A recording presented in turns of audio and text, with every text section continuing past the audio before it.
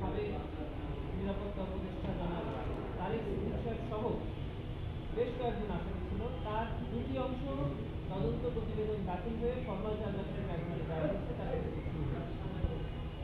আরেকটি অংশ এখন ইনভেস্টিগেশন চলমান আছে। ইনভেস্টিগেশন একদম শেষ পর্যায়ে মর্মে তদন্ত সংস্থা আমাদেরকে জানিয়েছে। সেজন্য আমরা 2 মাস সময় পেয়েছি। ট্রাইব্যুনাল 2 মাস সময় মঞ্জুর করে আগামী ডিসেম্বরের 11 তারিখে 23 নভেম্বর কোন মামলাগুলো গেল, কোন তারিখ পরিবর্তন হলো? দুইটা গুমের মামলা।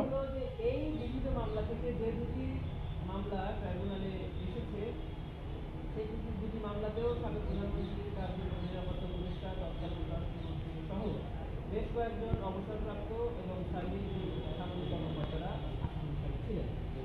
আপনারা জানেন যে ওনাদেরকে দুটি মামলা এই ট্রাইব্যুনালে হাজির করা হয়েছিল। সেই মামলার পরবর্তী তারিখ নির্ধারণ করা হয়েছিল 20 নভেম্বর।